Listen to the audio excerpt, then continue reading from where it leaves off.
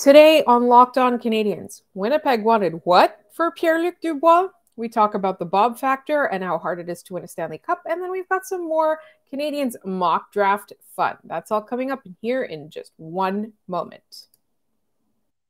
Locked On Canadiens, your daily podcast on the Montreal Canadiens, part of the Locked On Podcast Network, your team every day.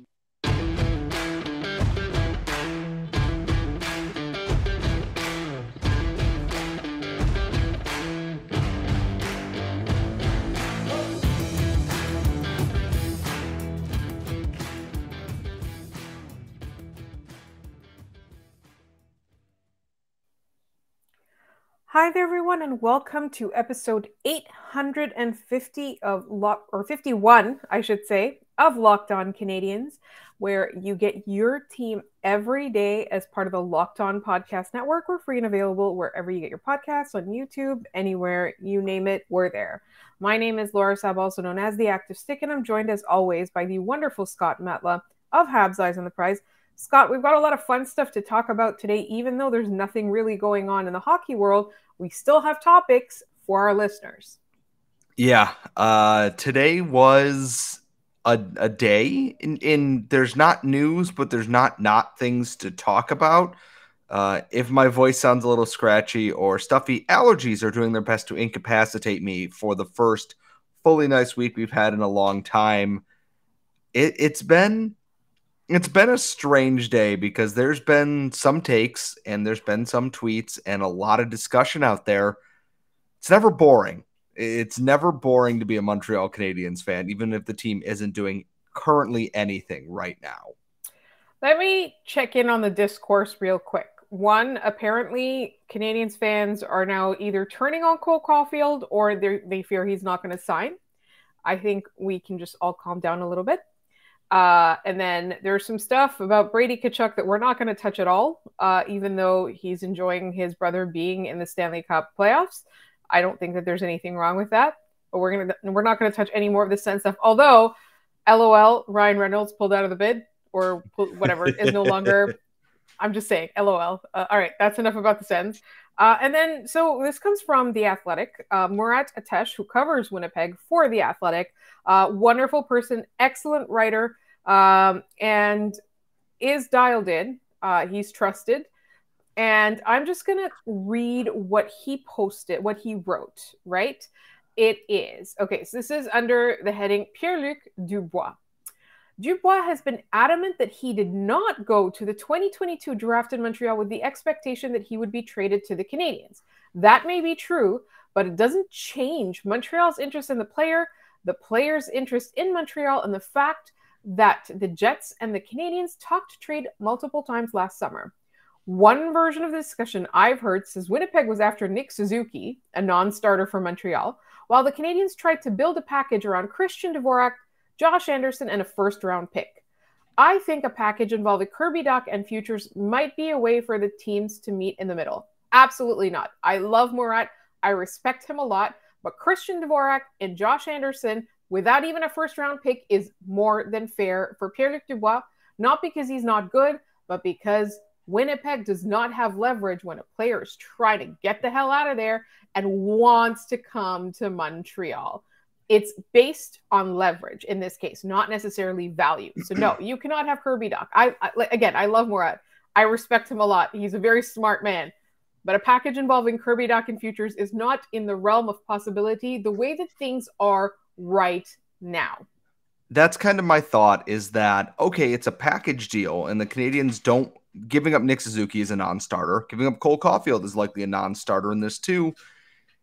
It's not that I don't trust that Murat has thought this over deeply, but why would the Canadiens trade Kirby Dach at this point in time? If they were going to trade Kirby Dach for Pierre-Luc Dubois, they would have done it at the draft last year. This doesn't make any logical sense. It's like, oh, they can meet in the middle. There is no meeting in the middle here anymore. Winnipeg doesn't have any leverage. They are pinned up against the brick wall with a car driving into them. They do not have any leverage in this situation.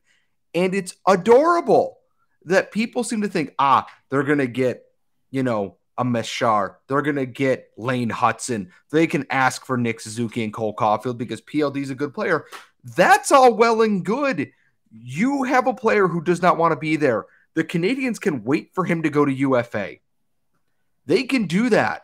He can sleepwalk his way through next season in Winnipeg for all I care. And then he would come here as a free agent. The whole thing that the Canadiens need to meet what they want is so nonsensical to me. He doesn't want to be there. He didn't want to be in Columbus. He doesn't want to be there. And it's just assumed that, well, the Canadiens are going to have to give up Kirby Dach. Why? They don't have to do that. They can just wait. They don't care if they're great next year or not. And the discourse around this, one, asking for Nick Suzuki. I mean, aim high always. And then even if you drop down a little bit, at least you're still getting something good. But asking for Nick Suzuki is just so out of the realm of what you think you know what you're doing. This trade's going to end up being a lot more disappointing than I think fans are anticipating. We're probably anticipating multiple firsts and prospects in this. It's going to end up probably being closer to Christian Dvorak and other pieces in this trade. Whether people like that or not, that's what it's going to end up be, because there's no leverage from the side of the Jets in this. The Canadiens don't got to give you anything. They can just wait, and they'll happily wait because it's part of the game, or they could not have any interest at all. Who knows? It's all – every ball is in the Canadiens' court, and they're not exactly just firing bricks for threes right now. They're going to wait until the situation suits them, and then Kent Hughes will make his move. Maybe that'll be at the draft, seeing as the Panthers pick seems like it's going to be 32nd at this point. I don't understand where this whole need to, well, the Canadiens got to meet him in the middle. They don't. They absolutely do not need to do that. They don't at all. And again, it's not because PLD is not good. Like if it was PLD signed to an economical contract for the next 7 years, you're a totally different story. Absolutely, like 100% different story. It's not the value of PLD here. It's the leverage that Winnipeg has. But speaking of speaking of the 32nd pick in Florida and that pick, we're going to talk a little bit about the Bob Factor Stanley Cup. And before we move on to talking about Montreal Canadiens mock draft fun, and that's all coming up in just one moment. As you can see, I can't do two things at the same time. But I will tell you that this episode is brought to you by eBay Motors. For a championship team, it's all about making sure every player is a perfect fit, as Florida will tell you right now. It's the same when it comes to your vehicle, because every part needs to fit just right. So the next time you need parts and accessories, head to eBay Motors. With eBay Guaranteed Fit, you can be sure every part you need fits right the first time around. Just add your ride to my garage and look for the green check to know if the part will fit, or you'll get your money back. Because just like in sports, confidence is the name of the game when you shop on eBay Motors. And with over 122 million parts to choose from, you'll be back in the game in no time. After all, it's easy to bring home a win when the right parts are guaranteed. Get the right parts, the right fit, and the right prices on ebaymotors.com. Let's ride! eBay Guaranteed Fit, available only to U.S. customers. Eligible items only. Exclusions apply. Speaking of parts that fit just right, Sergei Bobrovsky. Who would have thunk it? We, last year, when the Montreal Canadiens traded Ben Chiarot for Florida Panthers' first-round pick and a literal whole person, we were kind of laughing all the way to the bank because Sergei Bobrovsky seemed to be on the decline. And I'll be really honest, first couple of months of the season, I didn't think that there was all that much there. I thought Florida was going to be ending up in a lottery position, or at the very least, right outside the playoffs. Like that's what I thought their ceiling was. They squeaked in despite all of our predictions. They have managed to now not only eliminate the Boston Bruins President's Trophy winners and favorites for the Stanley Cup, Toronto Maple Leafs second favorites for the Stanley Cup, and not only that, they have managed to get in the heads of Leafs fans in a way that almost I feel jealous of as a Habs fan, that I've never been able to do that. And then finally, they are now on the verge of literally sweeping the Carolina Hurricanes in the conference final. Carolina Hurricanes, the third favorites for the Stanley Cup. How did this happen? Scott? I'm going to say something that might be slightly controversial. I'm looking at Sergei Bobrovsky's Florida Panthers tenure. 900 save percentage, 906, 913, 901, 935. League average. And I say that as it's not an impressive feat. It's not a bad thing. He's league average. 913, maybe slightly above that. You want to know what a 901 save percentage is here? Samuel Montembeault had a 901 save percentage this year. He's a 935 in the playoffs. He's 10-2, 2.15 goals against. He's dialed the clock back in a way that reminds me a lot of what Carey Price did to Vegas and did to the Leafs in the 2021 Cup run.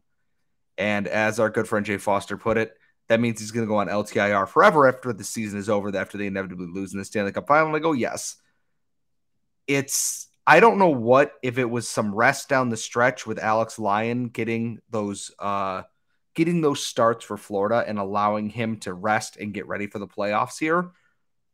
But I'm as stunned as anyone. He's putting on a historic performance. All the people who track goals saved above average, all these other things. Sergei Bobrovsky is saying it's a heater is almost disrespectful to him. He's on another planet in another solar system. And to be quite honest with it, sometimes you need freak luck. Stanley Cup Finals, sometimes the good teams get there. Sometimes it's the Boston Bruins. Sometimes it's Vegas. Sometimes it's not Carolina, but like good teams make the Stanley Cup Final. And then there are teams that go on a run. I look at St. Louis when they won their Stanley Cup. They were dead last in the NHL, and they just got hot and stayed hot and rode Jordan Binnington, who is now hot garbage, but got hot for that playoff run. Montreal did it with Carey Price. Carey Price was like an 890-something goaltender the year in the 2021 season at the end of it or something like that. Wasn't great. Got to the playoffs and just flicked a switch and on. It is so hard to not only make the playoffs, but to get to this far in and have a goaltender performing like this. It's almost unheard of. And I got to be honest, I don't know how long he can keep it up for. I don't know when he's going to turn back into Sergei, Pumpkin here. But I got to say, Florida, for all things considered here, is doing an incredible thing. And it's not like Carolina. It's not like, Toronto did play poorly against them, but that's not the point. Boston played them well. But Bobrovsky, he has that thing now where you're facing him down and you just go, I can't do it. I cannot beat this person. No matter what I do, no matter what shot I take, what pass I make, you cannot solve him because he's so just dialed in. It's freakish how good he's been. And it reminds me why he's won 2 Vezina trophies. And his latest one was 6 years ago, sorry. He's dialed the clock back. It just goes to show sometimes it's about luck. It's not about skill. Sometimes your goalie just gets red hot at the right time and you just ride that wave all the way through it. There's nothing you can do about it. And I think the lesson here for the Montreal Canadiens and for us as fans is that you really need to build a team that can contend multiple years. We saw what happened with the Colorado Avalanche. I almost called them the Carolina Avalanche. The Colorado Avalanche, we saw what happened. There were a couple of years in a row of first or second round exits to the point where Nathan McKinnon, after a press conference, after they had lost in the second round for, I think it was the third time in a row or whatever it was talking about how long he'd been in the league and he hadn't sniffed past the second round. But then they got past it and they won. But if they were a one and done team, that would not have happened. And I think that that's kind of the lesson with Carolina as well. Unfortunately, at this point, they're being swept out of the conference final. But they built a team that was going to contend year in and year out. And yes, there were a bunch of second round exits there as well. But you know that every time they make the playoffs, there's a chance they're going to get there, right? You can even talk about the Boston Bruins, right? They've been to multiple Stanley Cup finals. They won a cup in 2011. And then they've been a perennial threat even when they didn't look like it for multiple years. Like, that's why it's so important to build your team, not so that you're adding pieces in one off season or a trade deadline where you're like, I'm going to give it my all. And again, that Stanley Cup run in 2021, It was phenomenal. It was so much fun for us as Canadiens fans. It was incredible. But that is not the definition of success, because now we are 2 years in a row after that of like mediocrity, to the point where last year they were at the literal bottom of the rankings. And this year they're not that far higher than that, right? And that needed, yes, it's true that a reset was needed. A rebuild was needed. Building a contender for multiple years was needed. Like, I 100% agree with that. I'm all for that.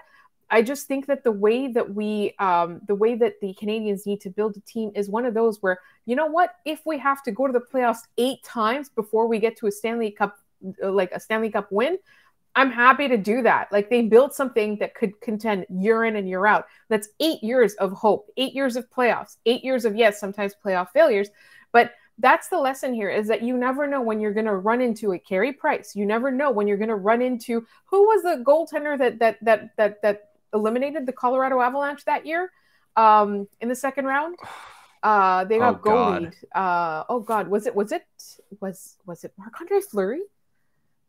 Oh, I mean, it might be. I'm trying to think. All right, listeners, if you remember, let us know. We know the answer. We just don't remember. We're not going to waste time looking up. Okay, we literally just don't remember. But anyways, that's not what you want. You don't want that. You know, like, the idea is that if you get goalied one year, you know that the following year you still have the chance of coming back and getting all the way to the final again and potentially winning. That's what you have to build for a contending team, and that all starts at the draft. And so today we're having a lot of fun with mock drafts, and we're going to talk about some names that we have not yet heard in a mock draft before, and that's all coming up in just one moment.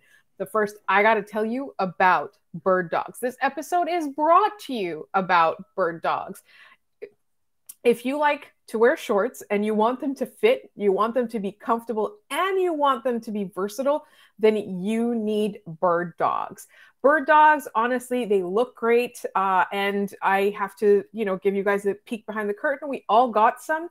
I happened to give mine to my brother-in-law, and he said they were so incredibly comfortable and they look stylish. Even my sister's happy with them.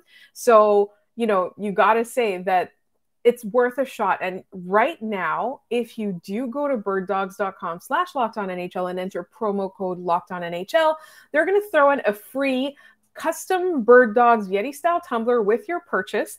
Scott is modeling his right now if you're watching on YouTube. And I have to tell you that even though I gave the shorts to my brother-in-law, I kept the tumbler because it's awesome and you want one. So again, go to birddogs.com/LockedOnNHL and enter promo code LockedOnNHL so that they'll throw in a free custom Birddogs Yeti style tumbler with every order. All right, so we can't stop without doing mock drafts. It's mock draft season. We can't get enough of draft content. We can't get enough of talking about the draft. And The Athletic today, was it today or yesterday? They recently came out with a mock draft of their own. And we were very intrigued by this because these are names that we have not selected or been talking about to this point. If you have missed any of Scott's amazing mock draft episodes, which I just happened to miss, happened to not be here myself, you should go back and check them out because they were phenomenal. But this time around, Scott, there's some different people in play, and it's the first 3 picks the Canadiens have, right? Like the first pick, whatever the Florida pick is, and then their first second round pick. Yeah, so I have the Athletic article up here in front of me. Scott Whelan and Corey Pronman did this one. And just going right down the top 5 here to kind of give everyone the peek behind the curtain. Connor Bedard, number 1, obviously. Adam Fantilli went number 2. Number 3, Will Smith to Columbus. Number 4, Leo Carlson to San Jose, which makes our good friends JD and Jay very happy. And to the Montreal Canadiens at number 5 overall, Ryan Leonard, right wing out of the USNTTP. Going to go play with Will Smith at Boston College next season. And in there, the way Wheeler describes it is, I'm sure the Canadiens will consider winger Matevy Mishkov, center Dalibor Dvorsky, or Matvey. Center Dalibor Dvorsky or defenseman David Reinbacher here. But to go with Leonard, a universally liked player who brings competitiveness and scoring. And to go right beyond that, the next 2 picks to the Coyotes and Flyers are Reinbacher and Dvorsky. We haven't seen, yes. I want to mention that there have been a couple of listeners who have asked about Ryan Leonard. for this reason. And I also want to remind everybody that last year when Corey Pronman did that mock draft and put Slafkovsky at the top, we all disagreed / laughed, and then the Canadiens went ahead and did that. I do think that Ryan Leonard is at the top of the players that we're going to ask our next draft guest or scouting guest about.